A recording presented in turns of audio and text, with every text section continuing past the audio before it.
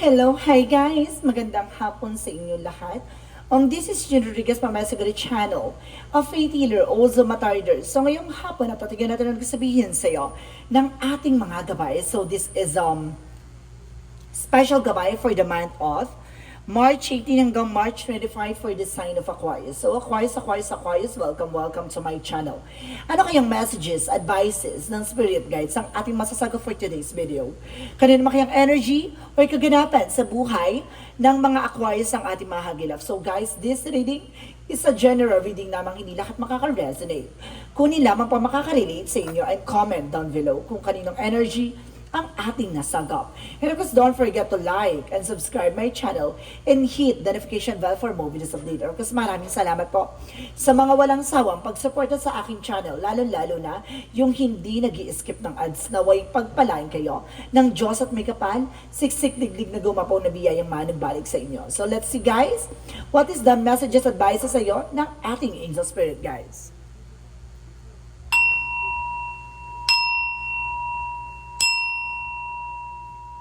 Angel Spirit, please give me information for the sign of Aquarius. So, ano kayang masasagap sa'yo ng ating mga baraha? So, let's see.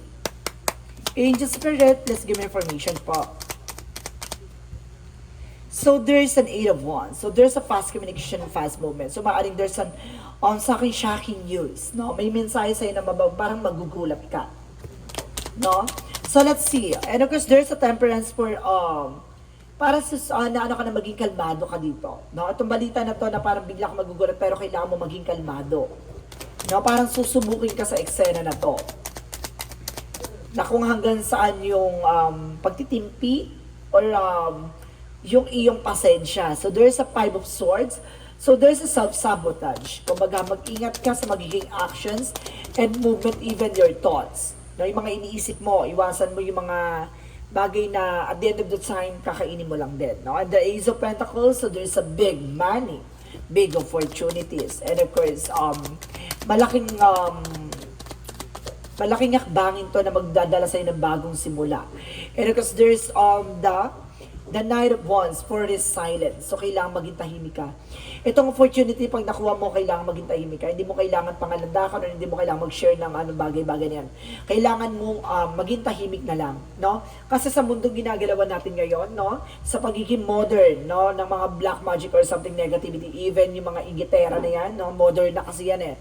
So, talagang sinasabi sa inyo na kailangan nyo maging tahimik. No? Sa lahat ng plano, lahat ng gusto nyo gawin, pwede tayong mag-post by social media na yung mga napupuntahan natin, yung mga nararating natin. Pero wag kang magpo-post ng hindi pa nangyayari. No? Mag-ingat ka kasi kumbaga there is evil eye contract na nagbibigay ng courses sa iyo na kumbaga nangyari na kasi to na nagkaroon ka na ng delays and cancellation na dahil sa nag-share ka ng thoughts or nag-share ka ng plan, no? Nagkaroon ng self-sabotage kasi kumbaga yung plano mo ay kumbaga yung pala yung pinag-sharean mo is malaking inggit sa'yo, no? Or naiinis sa'yo, ganon. No? Bigla siya nagkaroon ng panalangin na hindi maganda, na parang nabuo siya na bilang isang curse na ganon. Kaya kumbaga nakaranas ka ng parang negativity. So yung mga ganon dapat, kumbaga may mga tao ka nakakausap na pag alam mo madrama sa buhay, no? Iwasan mo para hindi ka mahatak. And there is the 6 of Wands by victory and success. Kumbaga magugulat ka na lang na magtatagumpay ka sa buhay na kung ano man yung gusto mo talagang marating. So let's see what is the temperance. So there's a 10 of swords. Yun yung sinasabi ko, di ba? Maging kalmado ka. Kasi sa mundong ginagalawa natin maraming traitor. Maraming mga backstab, no? Na hindi mo akalain yung tao na yun ay mapagkakatiwalaan mo yung pala. Di ba? Ang siyang lilin lang. No? At gagawa ng bagay na ikasisira mo. The 5 of Swords represent the 5 of Cups. So see, kumbaga nagkaroon ng disappointment, regret, kasi yung mga taong akala mo ay totoo, yung pala hindi. The Ace of Pentacles represent what? The Queen of Swords, a bigger picture. Dapat tingnan mo yung magiging possibilities, yung magiging outcome ng eksena, no? Kumbaga, this is the big money, big opportunity sa'yo na, kumbaga, tingnan mo yung, silayin mo yung mga mangyayari, no? Huwag kang, Huwag kang pala desisyon or something. Kailangan mo lagi ka mag-observe, mag-analyze ng bagay-bagay pagdating sa finances and career, no? Para hindi ka mapunta sa alanganing sitwasyon with the Knight of Wands. Represent the Seven of Wands. So, protections, no? Kumbaga, protectionan mo yung grounds mo, protectionan mo yung sarili mo, protectionan mo yung territory mo, protectionan mo yung finances mo. 'Di ba? Ganun lang. Hindi mo kailangan maging bulgaran o maging, kumbaga, ipangalanda ka sa kanila yung mga achievement mo, no? Or mga bagay na gusto mo or plano mo sa buhay. Kasi technically, may mga tao talaga na, diba, limitado yung utak na sa pangunawa na imbis na gawin kang inspirasyon or gawin kang role model para maging ganun din sila, hindi hinikila kanila pababa, no? Kaya kailangan mo ng baguhin ng sistema or mindset mo. The Tower moment represent the Two of Wands via choices, no? Kumbaga, mamili ka kung anong choice or anong plan or anong eksena mo sa buhay mo. Lagi mong pag-iisipan na magkaroon ka ng second options, no? Kumbaga, sinasabi dito na kung paano kung hindi mag-work yung eksena na yon, diba? Kailangan mong pag-iisipan yung magiging actions mo. There's a Tower moment for a major changes na itong pagbabago na to, yun yung babaguhin mo sa sistemang ginalawan mo sa mga nakaraang buhay mo or sa mga nakaraang karanasan mo.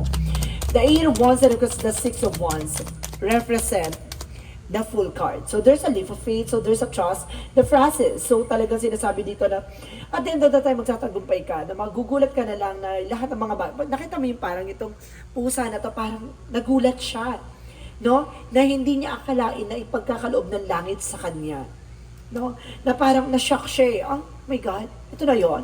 Ganon. Kumbaga dahil sa grind ka ng grind or keep going lang, guys. Kumbaga, hindi mo na malaya na nandun ka na pala sa dating inisip mo lang. So let's see what is the Temperance. And of course, the Ten of Swords. So there's a High Priestess. I told you so. The High Priestess, i-represent natin to.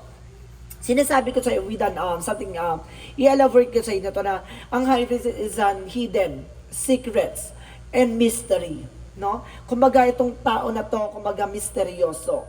Itong tao na to, kumbaga, titignan ka lang niya, akala mo, gano'n. Yung pala, iba na pala yung iniisip niya sa'yo. No, there is a hidden agenda or hidden enemy. So, akalain mo, kumbaga, nagsishare ka ng thoughts, itong tao na to, sige lang, ano yung pala, no? May lihim na ringgit sa'yo, te. So, let's see what is the Five of Swords, and the Five of Cups. Represent the Three of Cups. So, see? There's a friend related sa iyo. Maaring kapamilya mo, kaibigan mo, no? Itong tao na to, kaya you're being disappointed. So there's affirmation with a May. Maaring May dito, guys, no? So talagang, it's either yung person mo ay May, oh? And of course, sinasabi dito ngayong May na to, maaaring ang sinasabi sa'yo dito na kailangan pag-isipan para hindi ka ma-disappoint. And or baka may plano ka ngayong May, no? And of course, there is the Ace of Pentacles and the Queen of Swords represent the Emperor. Be mature enough in being grounded. Pagdating sa mga bagay-bagay, no? Kumbaga magkaroon ka ng maging high standard kang person. Maging ganun ka. Parang, kumbaga, alisin mo na yung pabigla-biglang desisyon. Kumbaga, nakita mo siya ng ating pusa dito na parang, kumbaga, nakakulong yung ulo niya. No? Sa isang eksena, parang, kumbaga, parang ano to parang shield siya or iniiwasan na makagat siya or makadali siya ng isang bagay na ano. Kasi, ang Emperor kasi is mature person. Minsan kasi nagiging aggressive yan. Kaya minsan, yun yung kailangan, no? Magkaroon ka ng shield sa sarili mo or boundaries na kumbaga maiiwasan mo yung mga magiging possibilities. Yun yung tinitingnan dito. Yung the Queen of Swords kasi is a bigger picture. Yun yung kumbaga maging mature ka, tignan mo yung magiging possibilities para hindi ka mapahamak at hindi mawala yung mga bagay na pinaghirapan mo. So let's see what is the Knight of Wands and of course the Seven of Wands. So there is a Page of Cups. Lagi ka makikinig sa intuition mo. Even to your inner voice. No? Kumbaga, may mga mensahe or messages sa'yo ng ating angel spirit na lagi mong pakikinggan. No? So let's see what is the Tower moment. And of course, there's the Two of Wands. The Tower moment, and of course, the Two of Wands represent the Eight of Cups. No? Kumaga, there is a letting go. No? Hayaan mo siya, no? Enjoy your life for the fullest. At the same time, kumaga, hayaan mo siya mag-flow. Hayaan mo siya dumaloy. no? Kung maghahawakan mo lang, tignan mo lang, pagmasdan mo lang kung ano yung ganda, yung mga bagay, or yung mga bagay na kailangan mo linisin or alisin sa hanay mo, no? Kung baga ganon, ano yung mga nakakasira, alisin mo. Ano yung mga bagay na nagbibigay epekto na hindi maganda sa iyo, alisin mo. Yung mga madrama sa buhay mo, sa eksena mo, alisin mo. No? So let's see what is additional outcome. The outcome is the Three of Swords. Napapalibutan ka ng mga inggitera. The Four of Cups na marunong ka mag-analyze dapat and mag-visualize, no? At mag-observe ng mga taong dapat mong pagkatiwalaan. At the same time, there's a Seven of Wands. So see, there is a Seven of Swords, sorry. There's a Seven of Swords na sinasabi na cheating, lying on you, no? Ibig sabihin, meron talagang sinungaling at manloloko sa paligid mo at papangling lang. And there's a Magician. No, kumbaga sinasabi dito, there is a manifestation. No, or sinasabi dito na maaabot kamay mo, may mga bagay na matutupad ka na in the near future. So let's see additional messages for the career. Sa career mo, there's a lovers. Talaga, there's a partnership, there's an unconditional love, and there's a the word call. Talagang, diba, pagdating sa love life mo and career mo, talagang there's a trouble and there's a success pagdating sa love life and career. Talagang there's a partnership involved. No, talagang sinasabi dito matatagpuan at masisilayan at makikita mo yung compatibility ninyong dalawa. So let's see additional messages for love life. So there is a Six of Wands for a Six of Pentacles for a give and take. So may give and take kasi sa inyong relationship, kaya balance kayo. Because there is a Four of Wands. Maaring kasal kayo o ikakasal kayo. There's an engagement, a proposal.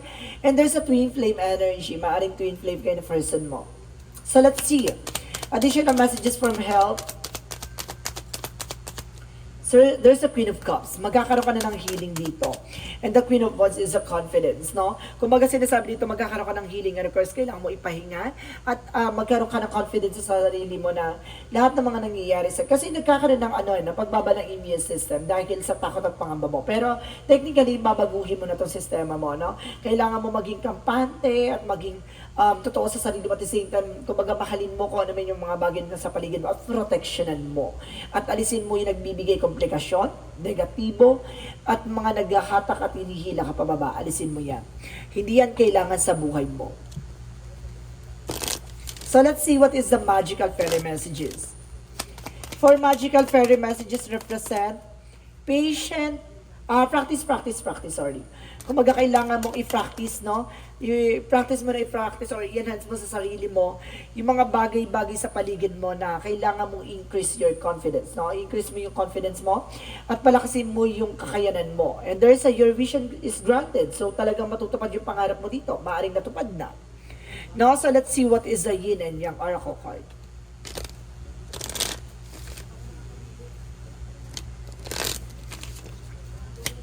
For yin and yang oracle card represent soulmate, soul ties. So there's a reunion. Talagang maaaring may uuwi galing sa ibang bansa, no, na maaaring magkikita ka na kaya asawa mo or jowa mo or partner mo. And there is a receive and open, no. Handa ka na sa pagbabago at matatanggap mo na yung mga bagay na inasam mo. And there's a empathy and there's a breakthrough, see, tagumpay. So talaga magtatagumpay ka at the end of the time. And of course, there is a separation and longing. See, ito yung sinasabi ko, kailangan mong humiwalay sa mga madrama, sa mga toxic, kailangan mong pakawalan yan, no? Dead mo tayo dyan, dear. So let's see what is Archangel Michael messages. And of course, keep your eyes on your target and tension. Yun yung sinasabi ko on the first place, no? Na kailangan ko ano yung plano mo, doon ka tumutok, dumedma ka sa mga negatibo, and explore your options, no? Kumbaga kung ano man yung mga plan B, plan A mo, plan C or something, kumbaga explore mo na explore yan, kasi matatagpo at malalaman mo yung mga tama talaga at swak sa eksena mo. At yung mga bagay na hindi mo inasahan na parang, dito ka pala, no? Parang ito pala yung talaga itinadana sa'yo. Ito talaga yung parang nararapat sa'yo. Itong tao na to, siya pala yung taong talagang magpapatunay na lahat ng mga bagay or kumbaga ano mang pangit sa'yo, mamahalin ka niya. Kumbaga galang, no? Kumbaga, i-explore mo, matutuklasan mo. At the same time, see, I told you so. There's a positive thought, create a positive result, no? Kumbaga, kailangan mo lagi kang positibo. Alisin mo yung mga negatibo, no? So let's see, what is the chakra messages? So there's a creation. Ikaw yung gagawa ng, ikabubuo at ikasisira mo sa sistema mo. And of course, there's a self-worth. Dapat alam mo sa sarili mo yung halaga mo at dapat alam mo sa sarili mo kung saan ka nararapat, no? So let's see, additional messages for isolation. Ito yung nagbibigay ng thoughts or negativity sa'yo na kailangan mong pakawalan. So let's see what is additional messages for angel spirit, guys. So there's a healer. So are you also a healer or either, guys, kailangan mo ng healer. And there's a body work. So kasi kailangan mo ng massage therapist. Massage therapist or something, exercise, physical therapy, no, maaari may pilay ka or something. So let's see what is the Monsology. Monsology represent surrender to the divine. So kailangan mo pakawalan at kailangan mo ipaubaya sa ating may kapal and nothing will come in. Nothing is yet set in stone, no? Kumbaga, hindi pa napapanahon sa ngayon, no? At sinasabi dito, you are good enough. No? Sapat ka na daw. Kaya wag mong iisipin na may kulang sa'yo or something. Mahalin mo yung sarili mo. Mahalin mo yung flaws mo. And because the fourth energy is the fourth chakra Archangel Raphael. Nandito si Archangel Raphael for healing. Na parang pagagalingin ka sa anumang uri ng karamdaman, sugat ng nakaraan. And there's a second chakra Archangel Uriel about sa finances. Wow. Healing and of course finances is here. And there's a goddess of the moon. So maaaring talagang nandito ang Panginoon ng katotohanan, no? Talagang sinasabi dito, ma-reveal yung mga bagay na akala mo hindi mo makikita at matutuklasan. So let's see.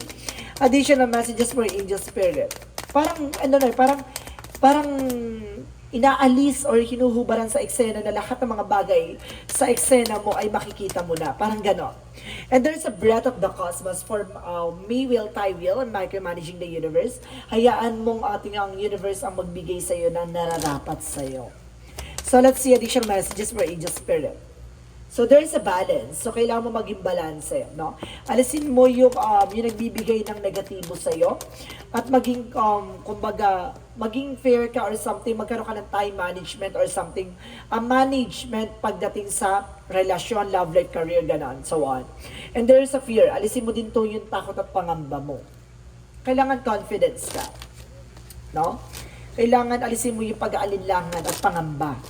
So let's see what is Archangel Raphael messages and inner authority. No? Kumbaga palakasin mo ang sarili mong intuitions, no? Kumbaga makinig ka sa intuitions mo kasi ikaw yung magdidikta ng sarili mong kagustuhan or kapalaran, no?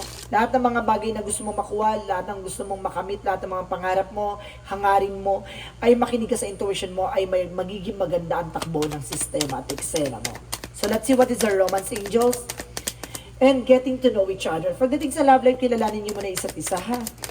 Palalimin niyo yung iyong ang inyong pagsasama sa isa't isa. This could be the one. Maaring siya na. So kailangan niyo lang talaga na maging mahinahon at huwag maging padalos-dalos pagdating sa inyong relasyon. Enjoyin niyo. So let's see additional messages for angel spirit. So there's a dry passage. So, maaaring nakapasa ka na sa hamon ng buhay. And there is a journey and path. So, talagang, diba?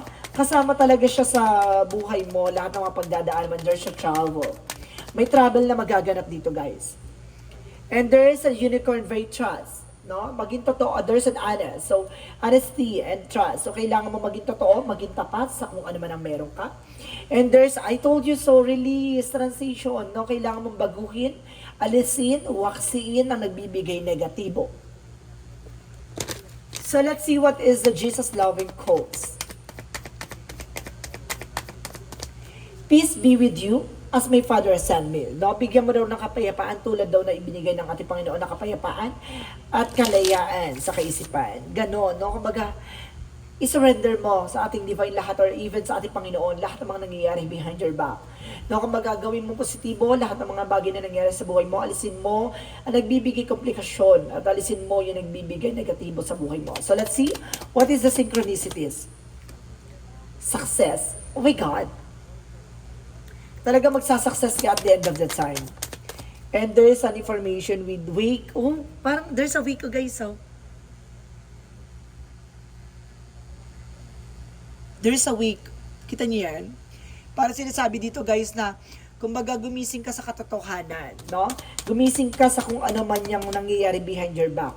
And there's a fall. See? Hayaan mong, kumbaga, mahulog or kumbaga, dumaloy, no? Yung mga bagay na para sa'yo. Fall into place. Ganon. So, let's see what is additional angel's number. Angel's number represents 0909, new beginning. So magkakaroon ka talaga ng bago simula dito, no? And sinasabi dito, there's a great chance and because of opportunities, accomplishment, and ending and conclusion, big love. So talaga sinasabi dito, look out for an opportunity that might be a game changer. You are completing something major. It feels good to level up, ha? And close the old chapter, a new adventure will unreveal. So, ibig sabihin dito, talagang kumaga masyadong ma-adventure tong buhay na or karanasan sa buhay mo na nangyayari. So, ibig sabihin, ikaw yung magbabago or magbabago ng sistemang ginagalawan mo. At ikaw yung gagawa ng ikaaangat mo, no? At ikaw din yung magpapabago at mag-aalis sa'yo sa sitwasyong kinagagalawan mo. So we see, let's see what is the angel's number. Angel's answer, sorry. Angel's answer represent trust. So kailangan mo ipagkatiwala, no? Lahat na nangyayari sa iyo sa buhay mo. And there's a recovery. So makaka-recover ka at the end of the time. And there is an it's up to you. Sabi, I told you, nasa sayo talaga. No, ikaw yung gagawa at didikta ng sistema or eksena mo. So let's see, what is the messages of life? Kasi kung hindi ka haalis sa mga negatibo, toxic na mga tao sa paligid mo, ikaw din yung maglalagay sa alanganin sitwasyon mo. Kaya sinasabi dito with the self-sabotage, na kumbaga kung mag-i-stay ka sa mga tao na yan, mag-i-stay ka sa hindi magandang buhay na nakalaan para sa iyo. Parang ganun. Ibig sabihin, ikaw yung gagawa ng babago at ikaw yung gagawa ng makakaalis sa sitwasyon mo. And of course, the messages of life, crossing into the light. Today, I face a new bridge that I must cross on my journey to the inner transformation. Today, like every day, I will practice the law of universal love. Thus, I will deal with the current situation in a positive way so that I continue to grow and evolve. As I cross this bridge on my way towards the light, I am reminded of true meaning of life. So ngayon nakukuha mo ng kahulugan ng buhay na sa likod ng mga taong naging mabuti ka at kumbaga naging maayos ka. May mga tao talaga na hindi mo alam ang limitadong utak nila, no? Kumbaga hindi mo alam kung ano yung mga pumapasok sa isip nila, negatibo man o positibo. Kailangan mong proteksyonan ang sarili mo laban sa mga taong impostor or mapanlinlang or mga taong malaki ang galit at inggit sa mga taong umaangat-angat na, no? Yung ayaw makabangon at makalis sa sitwasyon, no? Kumbaga sinasabi, protectionan mo yung buhay mo at protectionan mo ang journey mo sa pagbabagong magaganap sa buhay mo. So guys, this is special gabay for the month of March 18 hanggang March 25 for the sign of Aquarius. So Aquarius, maraming salamat for this wonderful reading. So once again, this reading is a general reading lamang, hindi lahat makaka-resonate. Kunin lamang pa makaka-relate sa inyo and comment down below kung kaninong energy ang ating nasagap. Maraming salamat guys. Don't of course sa mga hindi nag-skip ng ads na way pagpalaan kayo ng Diyos at may kapal. Siksik digdig na gumapaw na biyaya manubalik sa inyo. And this reading is a general reading lamang, hindi lahat makaka-resonate. Kunin lamang ang makaka-relate sa inyo and comment down below kung kaninong energy ang ating nasagap. Maraming salamat guys and see you in the next video. Bye-bye and babush!